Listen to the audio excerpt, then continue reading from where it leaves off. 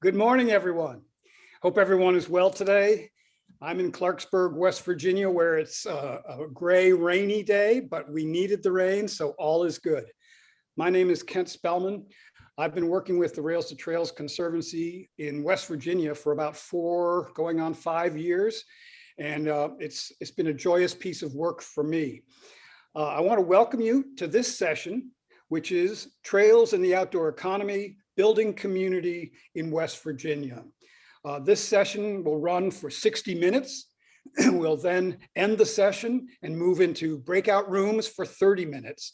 There'll be a 5-minute break in between, so you'll have a chance to hit the restroom or fill your coffee mug or whatever else is needed. I hope you'll all join us in those breakout rooms because sometimes the very best information and conversations happen there. This session is being recorded, so be aware of that. You can see the recordings at ihearttrails.org or on the Rails to Trails Conservancy's YouTube channel. I'm going to ask everybody who is listening to this presentation to take a minute to do the evaluation on this session. You'll be able to access the link to that evaluation in the chat. So please let us know how we do. I'm going to frame this presentation a little bit from a West Virginia perspective because our presenters are all working in West Virginia. West Virginia, like many of the regions in the Industrial Heartland Trail Coalition, has gone through an economic transition in recent decades. And in some parts of West Virginia, that transition has been devastating economically. What we have in West Virginia, in the opinion of all of those of us who are on this session, is an opportunity to diversify our economy using outdoor recreation as a tool in a variety of ways. We believe that outdoor recreation is the most immediate and most affordable economic diversification tool we have in our toolbox right now. And we see outdoor recreation not as an end unto itself, but as a means to a broader economic development end. I think all 3 of these panelists will be talking to that to some degree. I'm going to start with Amanda Pitzer, who is the Executive Director of the Friends of the Cheat. And Friends of the Cheat is a sort of a watershed-based organization that has really broadened its mission in a wide variety of ways. And Amanda's going to talk about how those various aspects of its mission fit together. After Amanda, we'll go to Greg Corio and Danny Twilley. Greg is the Assistant Vice President of the Smith Outdoor Economic Development Collaborative at WVU, West Virginia University. And Danny is the Assistant Dean of the Smith Outdoor Economic Development Collaborative at WVU. They're doing some remarkable work. We have a nice mix here of Amanda working at the very local level and Greg and Danny working really at a statewide level. So with that, I'm going to turn it over to Amanda. Amanda will take control of the screen. And I hope we all enjoy what you have to show us, Amanda, and we'll talk about it some after the presentations. Thank you, Kent. I believe we're good on the screen sharing, so I will get started. Just thank you to iHeartTrails and the Cleveland Group and the Rails to Trails Conservancy for having this session today and inviting me to speak. I think one of the things I'm going to hit on the head today is Friends of the Cheat as a watershed group may be a bit of a non-traditional partner or leader in some of the trail development and specifically community development that we're going to cover. So I'm going to make the case for watersheds. Just to orient you as to where the Cheats and the area that I'm going to be talking about today is the Cheat River flows north from Snowshoe Mountain through 5 counties of West Virginia, where it meets the Monongahela just outside of Point Marion, Pennsylvania. And our water does flow to Pittsburgh and into the Ohio and Mississippi.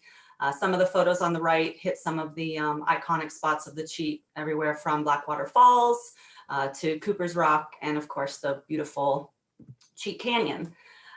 So today I'm going to try and touch on why trail development truly is community development by giving a brief touch of the Friends of the Cheat story and 2 initiatives that we are leading, the Preston Trail Towns program and then the Mountaineer Trail Network Recreation Authority. I'm going to wrap it all up with some lessons learned. We have been doing trail development work for over 20 years. So we do have some experience, even though we have not built 1 mile of rail trail yet, which I think a lot of folks on this call, on this webinar can sympathize with. And I'm going to talk a little bit about challenge and opportunities. But first, why watersheds? Watersheds and the river and water calls people. I came from Erie, Pennsylvania. I grew up on the water, and West Virginia drew me with its beautiful rivers and streams. And my background was in education, and the photos that I chose today show kind of my early career, and now my newest education project, which is my son Emmett. So just so everyone knows what a watershed is the area of land that all drains to a common point.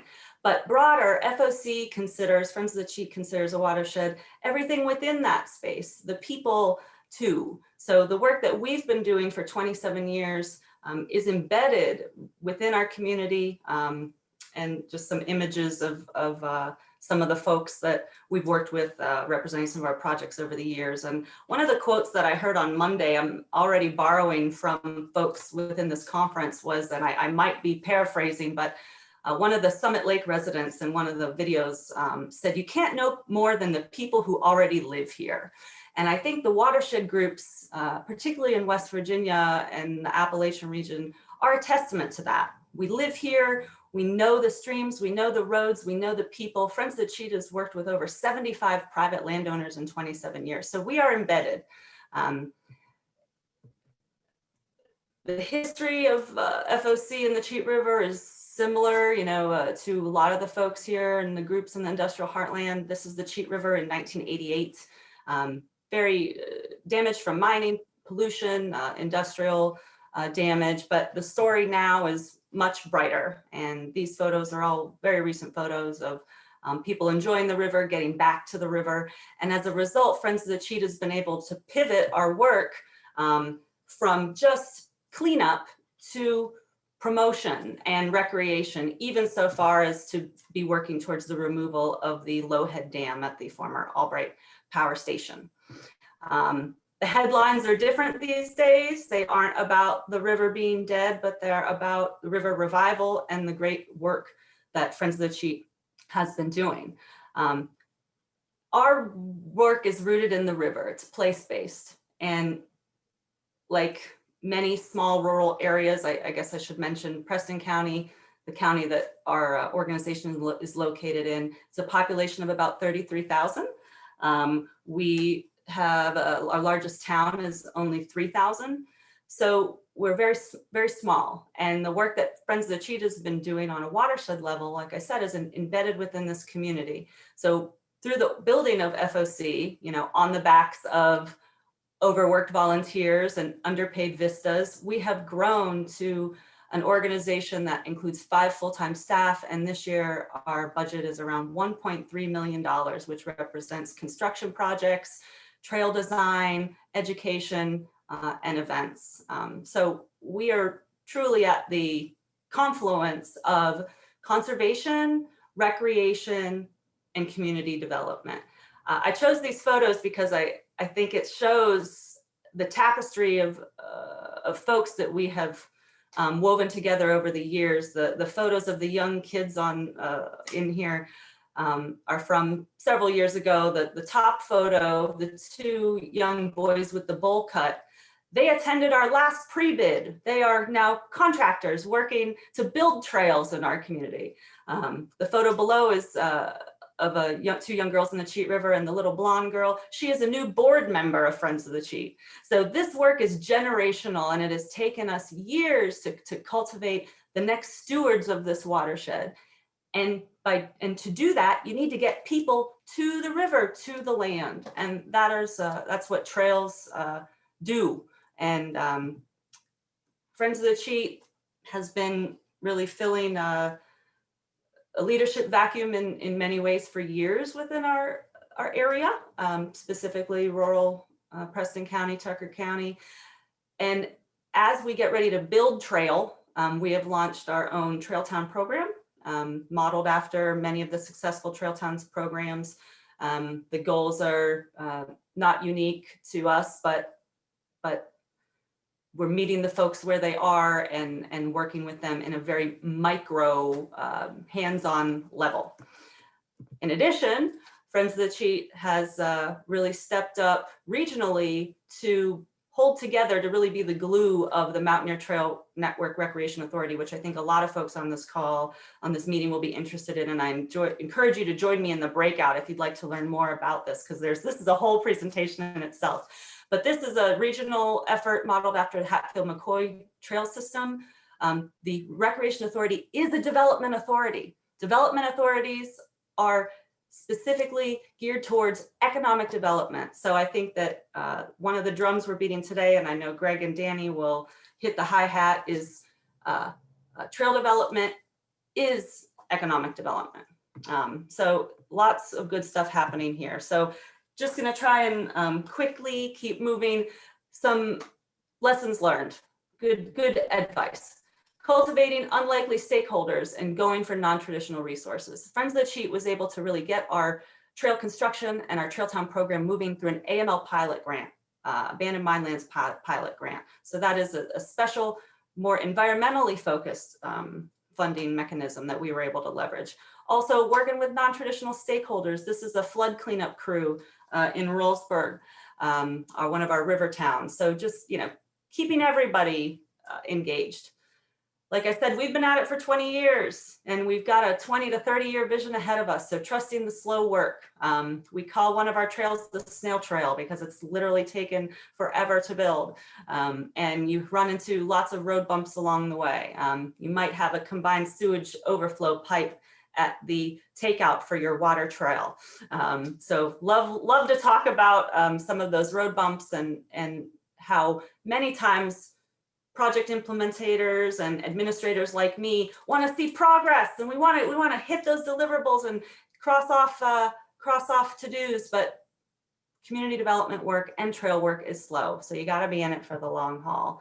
And always keep your eyes on more. I chose this photo because it looks like I'm having a really good time in this raft, and it looks like we're cruising through the rapid and all is going to be good. But my paddle was out of the water. And when we hit that hole, I almost launched right into the upper Youghiogheny River. So always keep your eyes on more, keep your paddle in the water to keep propelling forward, even when you think it's smooth sailing. So now some of the not so rosy things, again, wrapping up, resistance to change, we all see it. I think that both of these two challenges, resistance to change and lack of capacity, we share. And I'd like to point everybody to the Appalachian Regional Commission's recent report, Extending Our Welcome. Lots of great case studies and discussions in there. Resource scarcity. I think that this is a problem we see not only in West Virginia, but across our rural areas. And I hope that we can make the case that rising tides raise all boats, and we need to work together at every level, super local, regional, statewide, national. So what are our opportunities? We're doing it now, learning across programs and partners, working together. We don't need to recreate the wheel. We've seen successes, and I hope that I today can inspire you all to look at new partners, new watershed groups, new volunteer groups, maybe just the non-traditional people that you work with. And finally, this is a bit of a West Virginia centric kind of opportunity and a great volley for our next speakers, but we really need to work to leverage more state government support in West Virginia. Right now, we have a lot of opportunity coming from the federal government, and I hope that particularly West Virginia and our surrounding states can work together to organize, plan, and implement successful programs to maximize those dollars. So with that, join me in the breakout room. Here's my contact information, all of our websites. And in closing, hopefully in the next 20 years, we will be talking at the Cheat River Education Center. You can meet me down at the creek, which will be along the Cheat River Rail Trail. Hopefully we'll all be able to host you there. So thank you for your time today. I'm going to stop sharing my screen and we'll let the WVU gentleman take it away. Thanks. Thank you so much, Amanda. That was really, really helpful. And we're going to have time to dive into some of that with some more questions after Greg and Danny finish their presentation. So anybody with questions for Amanda, let's share them in the Q&A tab, and we can try to get those in front of the panelists at the last section of this presentation. So with that, Greg and Danny, it's your show. Thanks, Kent. Good morning, everyone. It's hard to follow Amanda. She's such an amazing person and does so much in our community. And I've known her for a long time, and the work of the Friends of the Cheat is truly transformative in the state. We're going to talk about a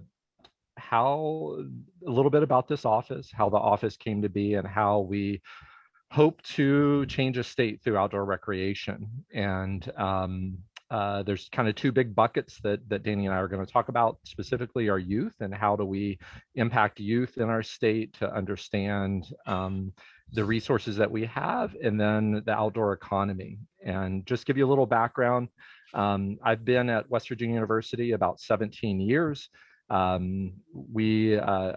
founded and started an outdoor orientation program to help students coming to the state understand the resources in their backyard, and showing off the state and helping them adjust to college. And over the last few years, I've stepped into more administrative roles. I kept reading these articles around economic development and outdoor recreation. And so working at a university, the thought was, how do we leverage the state's or the university's intellectual capital and resources to impact the state through the outdoor economy? And so I was lucky enough to given permission to write this into my job description. I met with Danny, met him in Bentonville, and said, hey, would you like to join me, and let's create this outdoor economic development collaborative. Within 6 months of the start of the office, we got the largest cash donation in WVU history. We'll talk about that, a $25 million gift, and we'll share how we want to do that in twofold. I'll talk about the youth side, and I'll let Danny talk about the outdoor recreational assets, the trails, the communities, and all of that. So from the youth side, I share at Adventure West Virginia. Every dollar WVU invests in the outdoor orientation program returns $10.60 back to the institution. So we've become the largest outdoor orientation program in the country. Over 1,000 freshmen go out backpacking, rock climbing. We do service with Friends of the Cheat. That might have been a Friends of the Cheat photo in there, or an Adventure West Virginia photo with Friends of the Cheat. So do tons of service, giving back.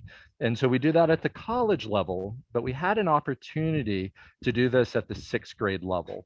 And our vision is to run a science adventure school for every 6th grader in the state of West Virginia. So over 2020, we had to cancel because of the pandemic, but 2019, we ran 500 6th graders on a 3-night, 4-day experience at an orientation to middle school. So how do we address bullying? How do we build connection with teachers? How do we create a love for science and environmental education? So we actually created science behind the sport. So we teach science behind cycling before they go biking, science behind zip lining in the mountain. You can see the students doing a calculation down there before they go zip lining. But our vision is to reach all 18,000 6th graders in the state of West Virginia, to connect them with the land and resources. And we've got some pretty amazing data backing that up. And our thought is that if we can introduce all those kids and get them active in the outdoors, that we can truly change a state long term. And Amanda's stories really touched me about those kids on the river, because they are the future leaders of our community, and that's what we need to engage them. So we have the Science Adventure School, and you can see that online. The other thing that we're doing that I think is really exciting, there's a model out of Stanford called the collective social impact model. And basically, in order to make real social change, you have to have multiple touch points with those communities and multiple nonprofits working together. So Danny's going to talk about our trail master plan that we're developing in Morgantown and other communities in West Virginia. Through that master plan, through the visioning of our Science Behind the Sport and our Science Adventure School, we competed against 33 towns across the country. Morgantown did. You're talking Oakland, California. You're talking Bentonville, Arkansas, communities in Georgia, Western North Carolina, for the Youth Cycling Coalition. This is 10 bicycling nonprofits working together to see if they can get more kids active outside, engaged in cycling, everything from Project Bike Tech, which is a bike certification program for juniors and seniors in high school, Free Bikes for Kids, which has given away 100,000 bicycles for low-income children, Little Bellas, which is a female mentoring program for young girls, NICA, which is interscholastic cycling for 6th grade through 12th grade. So because of our Trail Master Plan, because of our educational aspect of what we're working on, Morgantown was selected as the pilot project for the Youth Cycling Coalition. So they're coming to Morgantown actually this fall. And so you can see how education in the youth is an important aspect of our department. The exciting work that Danny and I are doing around the outdoor economy, Danny's going to dive into it. We truly believe, by working with partners like Amanda and the Friends of the Cheat and our community, that outdoor recreation can change the state of West Virginia. And so we're spending a lot of time on the outdoor economy. And so Danny, I'll hand it over to you. Perfect. Thanks for the baton. I think it's important to recognize the framing of our holistic work. At times we will serve and support the communities and great groups like Friends of the Cheat and many others throughout the state. And at times we'll help try to lead it a little bit, just depending on where, trying to meet the communities and the individuals where they're at, and helping build capacity. And so when we think about the outdoor economy, we look at it as a 3 kind of pronged approach, and with the overlapping concentric circles. It's the outdoor recreation industry. That could be the hospitality operators, outdoor educators. That's that component. You also have public lands, and that's the access, the management, all of the things that are centered around public lands. And then you have this idea of vibrant communities. And when all 3 of those are overlapping and working together in an effective way, we have a vibrant outdoor economy. So how do we expect to kind of do that from the Brad and Alys Outdoor Economic Development Collaborative? So I'm going to work from right to left. First, we're continuing to do research. We're engaging with our world-class faculty to do research, to be able to tell our story and pull the data. We're also doing a lot of asset mapping to compare our data. The other things that we need to know, we know that we need to ensure that we have a talent pipeline and workforce development to ensure that we have the future within our state to meet industry needs.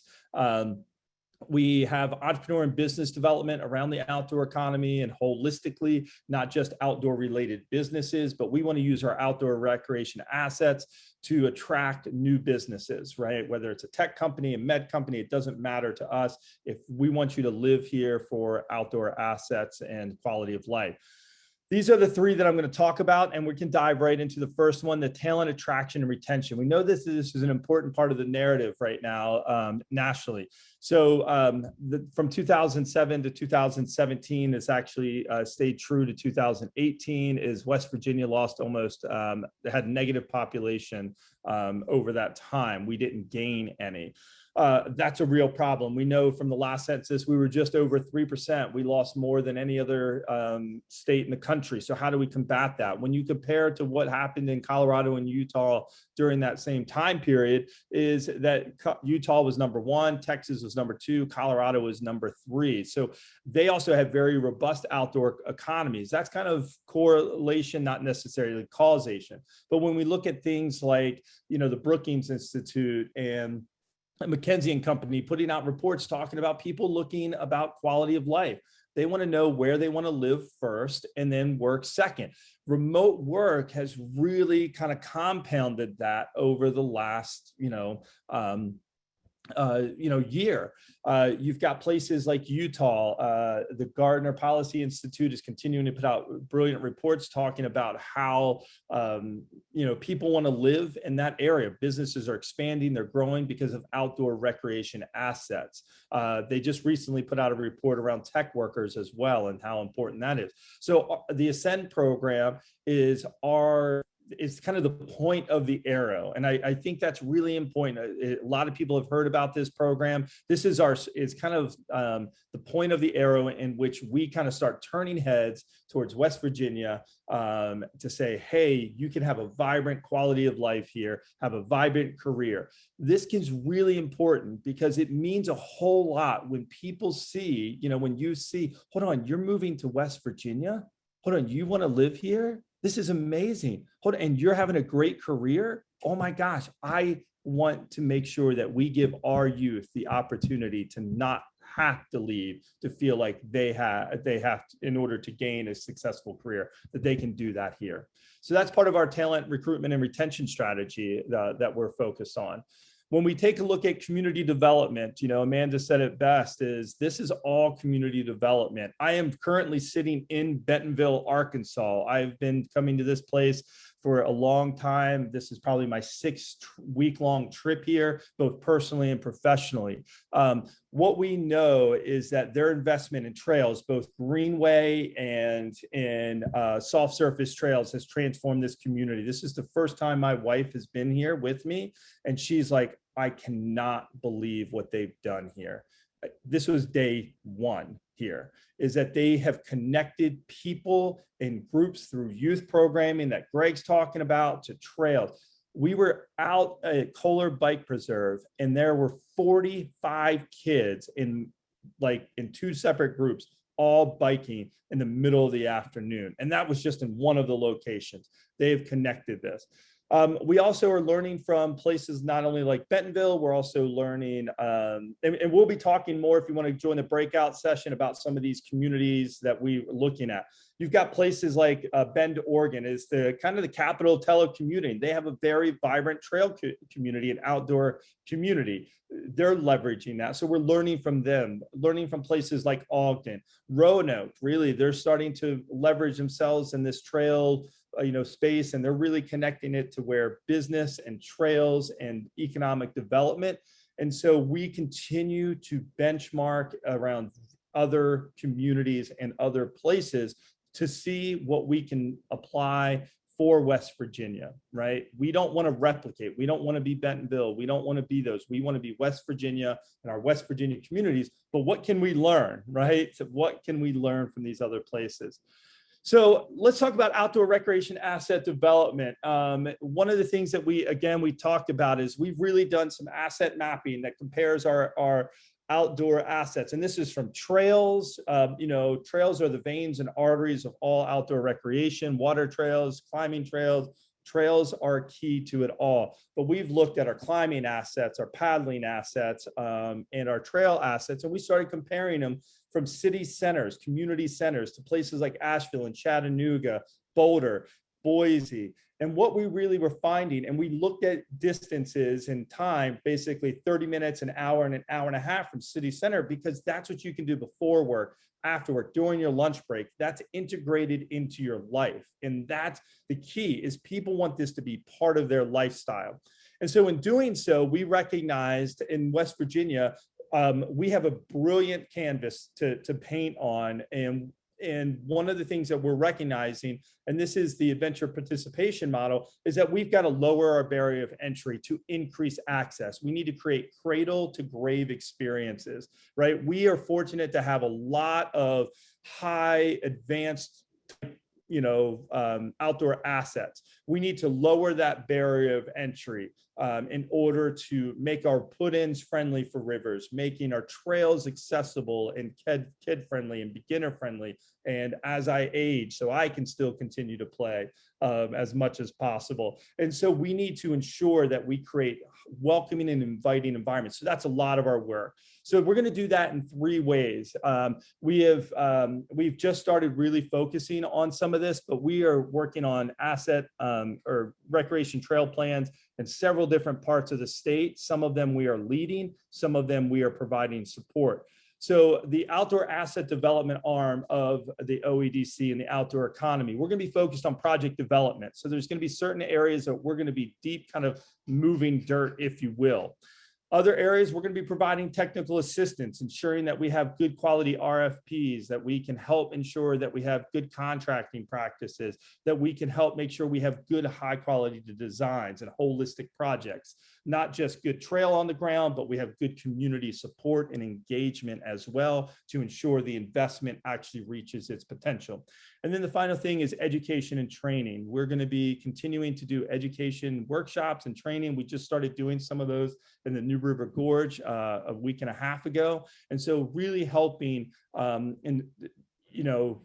inform and provide expertise to our community so they can help kind of carry the weight together with us, right? And so those are the three areas in which we're going to be working on. Right now, for everyone to know, we hired Rich Edwards from, he has a 20-year history with International Mountain Bike Association to help lead the outdoor asset development component of our office.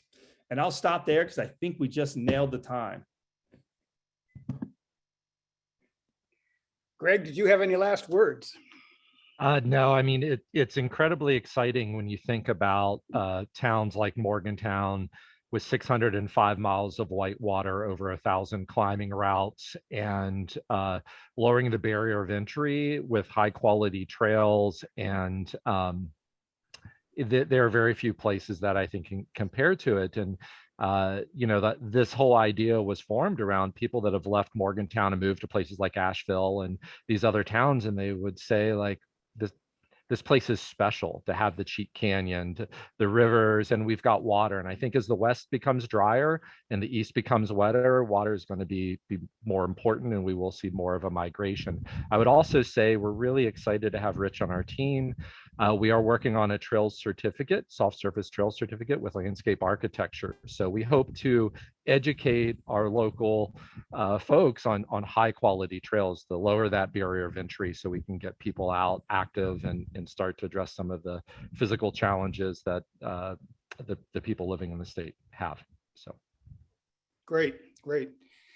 Well, thank you, Greg and Danny, for that. That was really informative. Those are some really diverse strategies that you're taking on there, and it's really exciting. One of the things I want to start with, we have a few questions in the question and answer box, but I wanted to start by asking all three participants, if you take a look at West Virginia particularly, since that's what we're talking about today right now, we talked about what we want to do to improve our state, but what is the vision that you have for what our state will look like in 20, 30 years? What will our communities look like? What is the end game that all of this work you're doing is going towards? Jump in, whoever. I'll step in. For me personally, and for Friends of the Cheat and our partners, the cleanest summary is we want West Virginia to be a healthy, happy place to come and raise a family. I know we're talking a lot about tourism, but as Greg and Danny leaned in, this is kind of a means to an end, right? We're looking at recruits. That's how I got here. I'm not from West Virginia. I got here as fast as I could.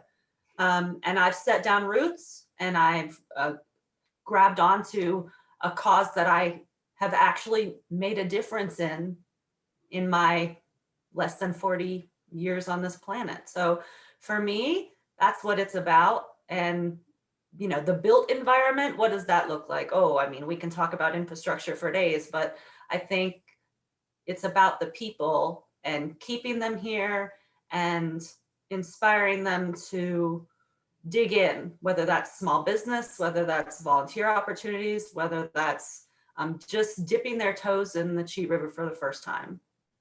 We still have a lot of work to do. We do. Greg, Danny? Yeah. Go ahead. Okay. Yeah, for me, I truly believe in traveling around the world. We've led trips to Patagonia, New Zealand, and Fiji, and seeing out west these vibrant outdoor towns where people are active. They've got a good, healthy ecosystem. I truly believe that the work that's happening in this state, that our resources are unique, they can't be easily replicated, and that the growth of the outdoor economy and the outdoor driven lifestyle will start to reshape the entire state's economy. And I truly believe that we can attract young people to raise their families here because, I think it's an incredible place. I grew up here, and I didn't understand that it was unique to have a beautiful river in my backyard, or to have access to cliffs and scenic overlooks and waterfalls and caves and skiing in the winter, that we can use outdoor recreation to protect our environment and understand that it is precious. And Again, I have so much admiration for the work Friends of the Cheat does to clean up our rivers and, deal with some of the legacies we have in our environment, that outdoor recreation will play a key role in the future of the state. Thank you. Danny. Yeah, so I mean, our goal is to leverage our outdoor recreation assets to enhance social and community prosperity, and in doing that, we change the state. What that actually looks like in practice is, I want people who, my kids, and I talk about this, the work that we do today is for my kids and others' kids from West Virginia, is that when they graduate, I want them to sit there and say, I don't have to leave the state in order to have an opportunity. Whatever that opportunity is, if they choose to, I will support them and love them and do that. But if they want to be here, and that's what I want to have happen. Coupling that in actual measurable components, we're actually working on some measurable data points in which we could tell the story over time, but some high level ones. We know right now we are at the bottom of all the wrong list, right? Health, economic opportunity, a quality of life, social determinants of social and economic mobility. Is if we can start moving that needle, and we can start changing it. And here's the thing is, when you look at other states and other communities who've done this, this isn't a light switch. It takes time. And so I start looking at, and so Kent, your question is very well rooted, is this is a 15, 20 year, and we are standing on the shoulders of giants who've been doing this work in this state for a long time. And we want to continue to stand on that. And then how do we have people stand on our shoulders as well? So for me, I really think about this as a 20-year initiative, that in 20 years that we will have those communities that we think about in terms of people are fighting to live in, the Asheville's, the mountain towns of the West. Like, that's, to me, that's going to be our measure of success. When people are having a choice, they're sitting there saying, oh, you get to live in West Virginia? Oh my gosh, I've always wanted to live there. To me, that when we hear that, because the outdoor crew, we know that because of our resources. It's those that aren't as outdoor driven that when we start having that happen, whew, that's going to be, maybe we can retire and spend time on the river together. That's a good goal in life, Danny. Yeah. So a quick follow-up to that, and then we'll get to the other questions. So you three are all visionaries, and you have this vision. But as I like to say, the only difference between a vision and a hallucination is the number of people who see it. How do we get the rest of West Virginia, for example, our state legislators, our community leaders, to get excited about this the way the three of you are? Could I take that one and just share, when we started that asset development mapping and started pulling that data together, Danny and I, we would go out and we would present with state leadership, with communities. I mean, I would say we were giving it twice a day sometimes, like multiple times a week. And we just told the story of what's happening, what resources we have, how do we compare? And it just kept snowballing. And we kept waiting for people to say, you're crazy. What are you trying to do? We continue to get incredible support from the community level, from all the way up to the highest levels of government in the state of West Virginia, to CEOs from Silicon Valley, to John Chambers, the billionaire from West Virginia, said he is now saying that outdoor recreation is a sustainable competitive advantage for the state of West Virginia, and we need to lean into that. And so, we just have told a story, and it's a lot of fun to tell, but we're just trying to educate people across the state, and we have not gotten any pushback from telling that story. Amanda, what does that look like at the hyperlocal level? Yeah, thank you for giving me the opportunity to add something. I oftentimes, and we can talk about this in the breakout room, oftentimes over my last 11 years working on these projects, I question whether I'm hallucinating, Kent. I do. I think, oh my gosh, have I drank the Kool-Aid? Am I not really seeing things for what they are? And that's because we get beat down, because this work is hard and it's 2 steps forward and 1 step back, just like watershed restoration. So I point to the story of the Cheat River, and I would tell you, 30, 40, 50 years ago, people would never, ever have thought that we collectively, private citizens, academia, institutions, business, could restore a river. Impossible. The Cheat was one of America's most endangered rivers. It was dead, okay? Within my lifetime, we have brought that river back through partnerships, through leveraging local resources, through hard work, through on the backs of volunteers, abused, underpaid interns, all of it. And now we have pivoted to not just playing defense. We have a strong offense. We're talking about fisheries, we're talking about trails, we're talking about a renaissance that will transform this place. So when I get lost and I think, oh my gosh, are we going to do this? I remember that we have done transformative things and we're going to continue to do them. So don't give up. And I encourage you to spread these stories. This is how we inspire people to take on a little trail in their community or a little creek, you know, a little urban creek in their town. So it's a hard game, but patience and persistence. Patience and persistence and good and humor. And humor, lots of humor. Yeah. Hey, Kent, can I add just a few things on this one?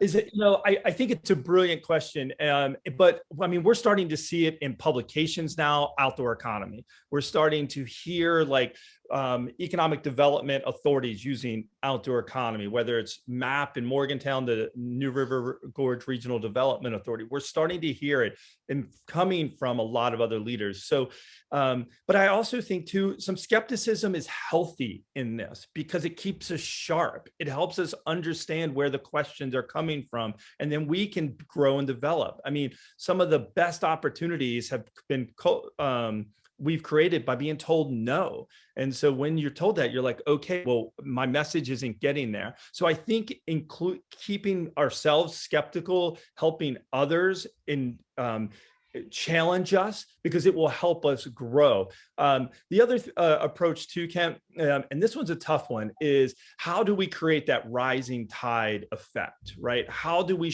continue to show and highlight the great story of the Friends of the Cheat and say, you know, this can be done. It's hard, but it can be done. And so if we can show moving the needle in a few places, even those that are skeptical will ultimately come to the table and say, oh, I want some of that. I didn't believe it, but I want some. How do we do that here? So I think we're also going to have to actually start, you know, continue to move the needle in some of these areas. Great. Thank you so much. Yeah, and the connection between watersheds and rail trails is such a strong one because railroad corridors were so often built right along the banks of our rivers. So those things fit together so well. Thank you for your responses on that. I want to get into some of the questions that have been posted from our attendees. And this first one was directed to Amanda, but you know, I think all three of you could have something to say about this. The question is, what do you see as the best strategy to leverage state and regional resources toward watershed communities? And specifically, what should investment in leadership and infrastructure look like to produce a successful outdoor economy? So obviously, this is something you all three will have to say. Amanda, why don't you start? That is an excellent question. And I don't think there is one answer because the nature of each place and watershed is unique. But I do think that in my experience, I've seen a broad need that I can summarize as investing in people.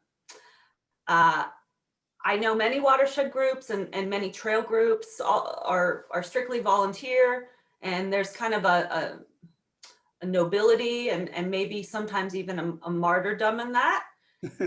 However, if we are going to build an economy, we need to be thinking about real jobs, not just volunteers.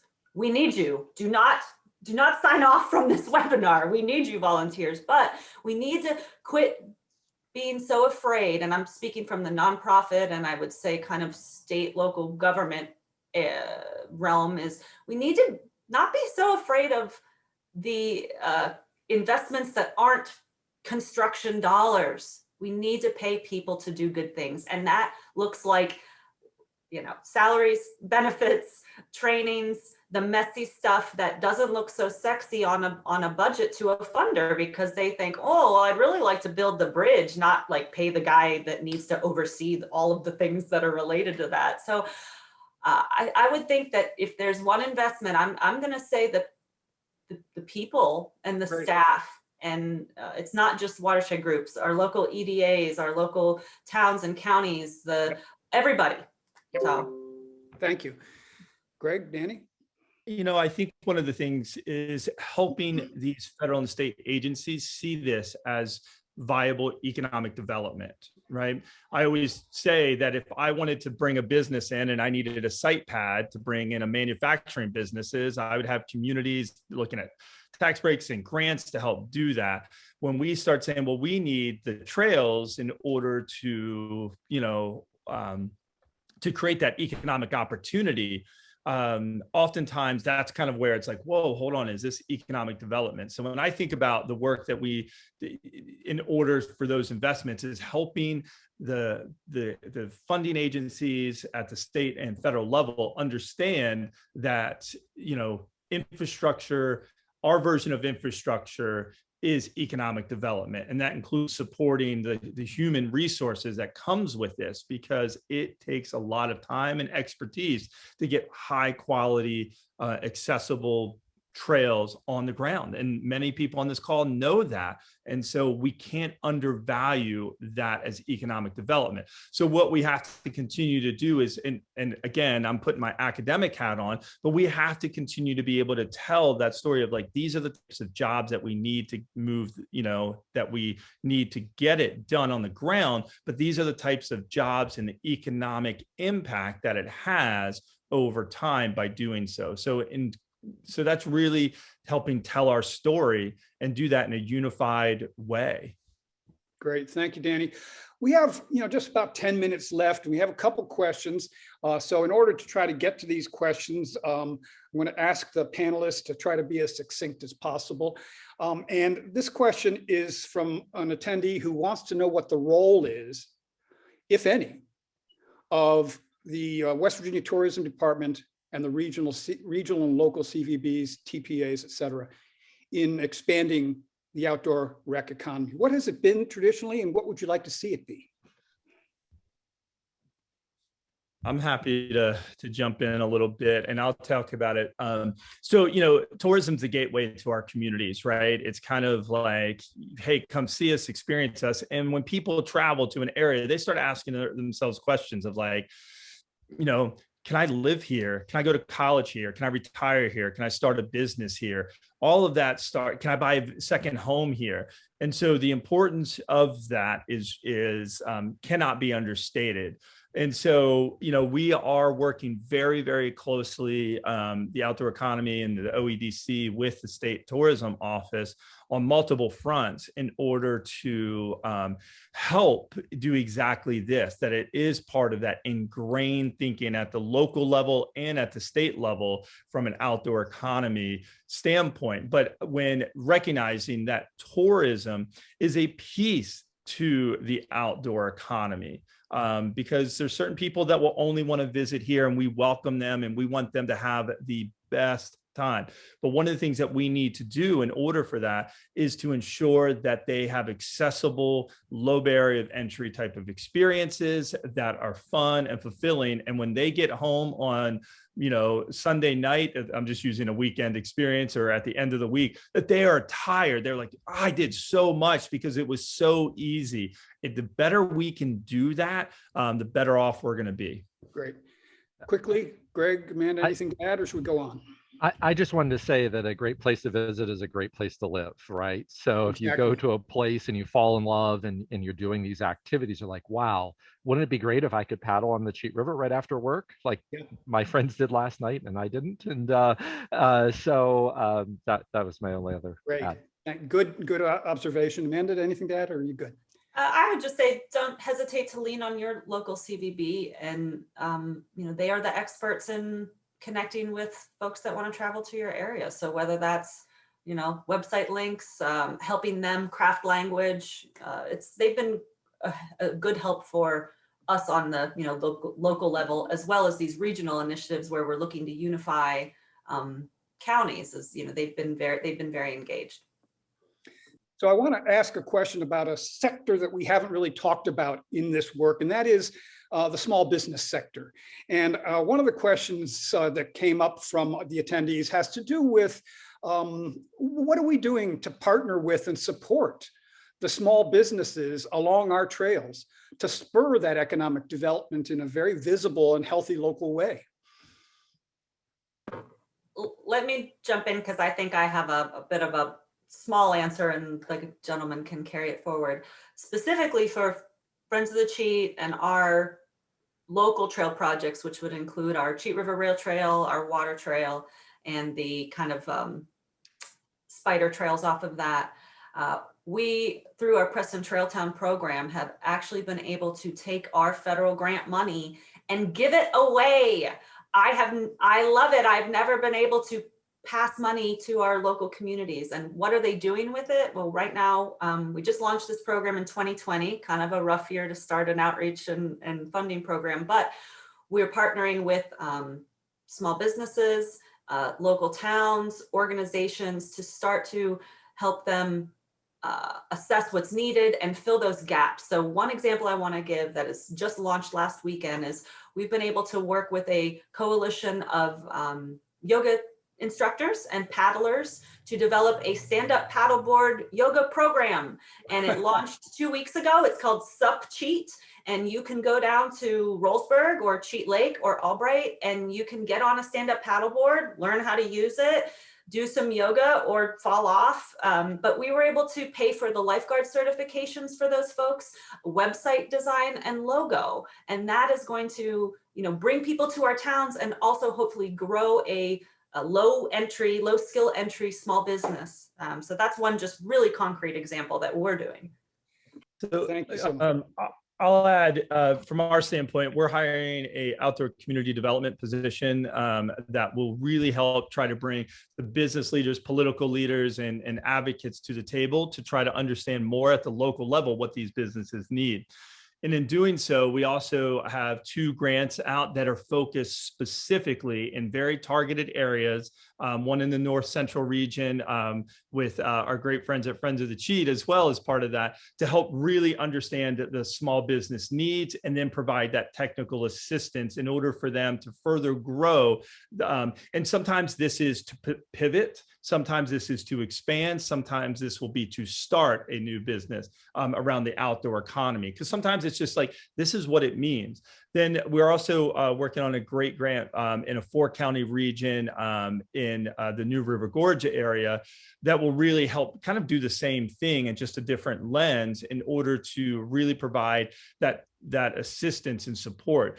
From our standpoint, from the outdoor economy standpoint, we hear communities or business leaders sit there and think about, man, I wonder how we can take advantage of this outdoor tourism or outdoor economy or outdoor this, is that they can look to us and say, hey, here's some workshops, here's some trainings, here's some support that we can provide them, because every small business is different. And so for us, that's going to be a really significant role that I think we can play. And we've done this in my previous work. I've done a lot of that, those workshops, trainings at, whether it's to 2 people or 40 people, to really help them understand, like, oh, these are some small tweaks you can make for like Airbnbs, right? That really make them appealing to the outdoor component, right? So don't get mad that they're bringing their $3,000 bike into your Airbnb.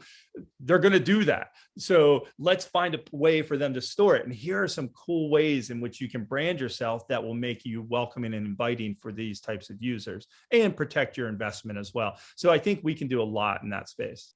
Great. That was really helpful. Greg, you have anything to add? Just that one of the things that's been great about a university setting is we have all these business faculty, and so we're able to lean on them to to help guide us and seed grants for business startups. And they're starting to think about what's needed in some of those communities. And we've been doing the community evaluation scorecard. And we're really excited about our community engagement position, because then we can use some of the business faculty to help guide us and help educate some of the communities and do special student projects or class projects or MBA projects around some opportunities that communities have. Great. Thank you, everybody. We're about running down out of time now, and I want to wrap up. And I want to wrap up by giving each of you a minute to just say anything that I've forgotten to ask. There's a whole bunch of questions that I didn't get to, we don't have time for. Hopefully, some of those can surface in the breakouts that are after this, this session. Any last comments from anybody to close out this session? I would just thank everybody for tuning in. We have a lot more to share. I know that the OEDC and FOC could probably spend a whole days talking about what we have going on. So encourage you to reach out to us. And I do want to just harken back to the quote that I stole from the earlier videos from the Summit Lake residents, which was something along the lines of, you can't know more than the people that already live here. So as we go out into our communities, whether that's at the local level or from you know, an institutional level, we have to meet people where they're at. We have to listen to them and show that respect, because particularly in West Virginia, this is a lot about trust building. This is relationship building, and it's you know, not always a home run right out the gate. So. Right. Thank you all, and see you at the breakout, I hope. Yeah, I was just going to add, thank you all on this call who, I mean, you all do this work, you're interested in this work, whether it's by profession, volunteerism, and that's what it takes. I mean, it takes us all to move in the same direction together, and recognizing that, you know, we're not going to be perfect along the way. We are going to learn and continue to evolve, and what we're focused on today might change as we continue to learn and grow. And that's the important piece to this, is that it's an evolution, and we evolve through this work on a daily basis. And so that honestly is the thing that excites me the most, is what I don't know, and what I get taught every day by others like, you know, Amanda, or the local community members, that make me reposition the way that we are approaching this. And I think, you know, as long as we recognize that we come to the table in good faith, and that we really care, I think that's really the best starting point. And that's what gets me excited every day to do this work. Thank you, Danny. Thank you for your contributions and for your participation today. Greg, you get the last word. Yeah, well, thank you, everyone. Thank you, Kent, for facilitating this. And it's hard to follow Amanda, that's for sure. And love the work that everybody does. I have a quote from my mentor that I know people on the call are wanting to make change in their communities, and an idea doesn't really exist unless it's written down on paper. And so how do you get that vision? And I loved, and when Amanda showed the vision of her outdoor education center along the cheat, like getting those visions drawn, get it written out, getting people to bite onto that vision and that dream. But it doesn't exist unless it's on a paper. You have that drawing, you start to really flesh that out, and you bring your table of the willing. So how do you find the next person to be a part of that vision and build that vision together? And so there's so much opportunity in this world, and great change comes from that vision. So thank you all. Thank you, Greg. Thank you. Thank you to all our panelists, and thank you to all of you who attended this session. I hope you found it valuable. I want to remind you that in the chat is the link to the breakout groups that will follow this session, as well as the link to the survey that will evaluate this session. I hope that you'll give us some feedback, and I hope that you'll participate in the breakout groups that immediately follow. We are going to end this very briefly, and we'll be taking about a 5-minute break so that people can hit the restroom or fill up their coffee mugs, but don't use that as an excuse not to come back. So I hopefully see you all in a very short time for our breakout groups. Thank you, everybody.